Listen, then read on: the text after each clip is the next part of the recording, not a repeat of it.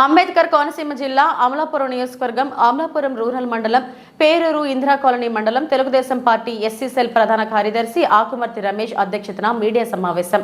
కబద్దార్ MLC భూమి Israel నీవు ఎంత నీ బతుకు ఎంత జాతీయ ఎంఆర్పీఎస్ వ్యవస్థాపకులు మందకృష్ణ మాదిగని విమర్శించడానికి నీకు వైసీపీ ప్రభుత్వం జగన్ ఎమ్మెల్సీ పదవి ఇస్తే వాళ్ళకి ఊడిగం చేయి, అంతేగాని మాదిగలంతా వైఎస్ఆర్సీపీ పార్టీలోనే ఉన్నారు అని హేతువాదం చేయకు అని విమర్శించారు. మేము కృషి చేస్తున్నాం. కృష్ణమాది గారు ఏ పిలిపిస్తే ఆ పిలుపుకి మాదిగ జాతి అంతా కట్టుబడి ఉంటుంది. నిన్న ఈరోజు కూడా ఒక ఎమ్మెల్సీ భూమి ఇజ్రాయెల్ అనే వ్యక్తి మాట్లాడుతూ కృష్ణమాదిని విమర్శిస్తున్నాడు. కృష్ణమాది గారిని విమర్శించే స్థాయి కాదు నీది. అసలే కృష్ణమాది గారి బొమ్మ పెట్టుకుని నీకు ఎమ్మెల్సీ వచ్చిందనే విషయాన్ని నువ్వు మర్చిపోకు. కృష్ణమాది గారిని ప్రశ్నించే అర్హత నీకు లేదు. ఒక దేశ ప్రధానిని తీసుకొచ్చి మాదిగా కులం మీటింగ్కి తీసుకొచ్చినట్టు మహానుభావుడు మంద కృష్ణమాదిగా, అటువంటి మహానాయకుడిని విమర్శించే స్థాయి నీది కాదు. నేను చెప్తున్నాను, నువ్వు జగన్మోహన్ రెడ్డి అంట్లు తోముతానంటే తోముపోయి వెళ్ళి అంతే తప్ప కృష్ణమాది గారిని విమర్శించానంటే మాత్రం మాదిగలు ఎవరు కూడా సహించరో. జాగ్రత్తగా నువ్వు గుర్తుపెట్టుకో. ఇంకో విషయం ఏంటంటే ఈరోజు నిన్ను అడిగి కృష్ణమాదిగ సలహా తీసుకునే పని ఏమీ లేదు. కృష్ణమాదిగ జాతి కోసం, ఎస్సీ వర్గీకరణ కోసం ఆయన పాటుపడుతున్నాడు. ఇవాళ ఎమ్మెల్సీ వస్తే నీ కుటుంబం నువ్వు బాగుపడతావు, కానీ ఎస్సీ వర్గీకరణ వస్తే మాది కులమంతా బాగుపడుతుంది. ఆ విషయాన్ని మర్చిపోకండి మాదిగలారా. అటువంటి మాటలు మీరు ఎవరో పట్టించుకోవద్దు. కృష్ణమాదిగ మాదిగల ఆరాధ్య దైవం. ఒక కులానికి నాయకుడు కాదైనా ఇవాళ భారతదేశానికే నాయకుడు. అటువంటి మహానాయకుడు మన కులంలో పుట్టినందుకు మనం ఎంతో గర్వించాలి. కృష్ణమాదిగ ఏ పిలిపిస్తే ఆ పిలుపు మనంత కష్టపడి పనిచేద్దాం. ఈరోజు ఎన్డీఏ కూటమి అత్యధిక మెజారిటీతో విజయం సాధిస్తుంది. అతి త్వరలో జగన్మోహన్ రెడ్డి గారు పెట్టిబేడ సర్దుకుని వెళ్ళిపోవడం కూడా సిద్ధమవుతున్నాడు.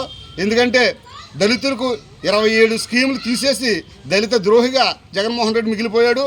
అలాగే ఈరోజు చంద్రబాబు నాయుడు గారు 15 సీట్లు మాదిగలకు ఇచ్చారు. అదే చంద్రబాబు నాయుడు ఇచ్చినటువంటి సీట్లు పోల్చుకుంటే జగన్మోహన్ రెడ్డి మాదిగలకు 10 మాత్రమే ఇచ్చాడు. 14 ఏమో మన సోదరులు మాలకి ఇచ్చాడు. ఆ విషయాన్ని కూడా గుర్తుపెట్టుకుని చంద్రబాబు నాయుడు ఇస్తున్నటువంటి మాదిగలకు ఇస్తున్నటువంటి ముఖ్యమైన ప్రాధాన్యతని మనం దృష్టిలో పెట్టుకుని మనం అందరం కూడా ఎన్డీఏ కూటమి విజయాన్ని చేకూర్చాలి. మరోసారి చెప్తున్నాను, ఖబర్దార్ ఇజ్రాయెల్ ఒకసారి కృష్ణమాదిగని మళ్ళీ మాట్లాడమంటే మాత్రం మాదిగలందరూ కూడా తరిమి కొడతారని కూడా ఈ సందర్భంగా నేను తెలియజేసుకుంటూ సెలవు తీసుకుంటున్నాను. నమస్కారాలు. అందరికీ నమస్కారములు. ఈరోజు ఈ ప్రెస్ మీట్ ఏర్పాటు చేయడానికి కారణం, ఏదైతే కోనసీమలో మాదిగల పేరు చెప్పుకొని మాదిగలందరూ కూడా అతన్ని మీటింగ్ సక్సెస్ చేసి ఒక స్థానంలో నిలబెట్టి ఎమ్మెల్సీ పదవి మాన్యశ్రీ మందకృష్ణ మాదిగ గారి ద్వారా పదవి తెచ్చుకుని ఇవాళ పదవికే సిగ్గొచ్చే విధంగా అతను ప్రవర్తించే తీరు చాలా దారుణంగా ఉంది. కనకపు సింహాసనం మీద సునకమని కూర్చుండబెడితే మరలా తిరిగి అది యథావిధిగా అక్కడికే వెళ్తుంది. అతని స్థానం కూడా త్వరలో కోల్పోబోతున్నాడు. ఎందుకంటే ఏ జాతిని అడ్డం పెట్టుకుని అతను పదవి తెచ్చుకున్నాడో ఇవాళ ఆ జాతిని కన్న తండ్రినే తండ్రి కాదని చెప్పుకునే పరిస్థితిని అతను కూడా ఈరోజు తెచ్చుకున్నాడు. ఎందుకంటే జాతి అంతా కూడా సపోర్ట్ చేసి అతను సక్సెస్ చేయడం వల్ల ఎమ్మెల్సీ తెచ్చుకున్నాడు. ఇవాళ పదవిని కోల్పోవడానికి సిద్ధంగా ఉన్నాడు త్వరలోనే. అదేవిధంగా చంద్రబాబు నాయుడు మాదిగలు మోసం చేశాడు అంటున్నాడు. అసలు జాతిలో పుట్టామనే తప్ప భావం తప్ప మాదిగలు అని గుర్తించిందే చంద్రబాబు నాయుడు కృష్ణమాది గారి ద్వారా మాకు గుర్తింపు వచ్చింది.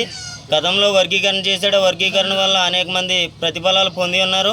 ఇప్పుడు కూడా మోడీ గారు చంద్రబాబు నాయుడు గారు వర్గీకరణ చేస్తానని హామీ ఇచ్చారు. కాబట్టి వర్గీకరణ కీలక దశలో ఉంది. కాబట్టి ఇటువంటి పరిస్థితుల్లో ఇటువంటి చీడపురుగులు చెడగొట్టే ప్రయత్నాలు చేస్తున్నారు. వైఎస్ఆర్సీపీ ఓడిపోద్దని ఒక దిగ్బంధకాలు వచ్చేసి ఉన్నారు. కాబట్టి ఇటువంటి చివరి సమయంలో ఇటువంటి ప్రెస్ మీట్లు పెట్టి మాదిగల్ని చెడగొడదామని చూస్తున్నారు. ఎవ్వరు ఎట్టి పరిస్థితుల్లో లొంగిది లేదు.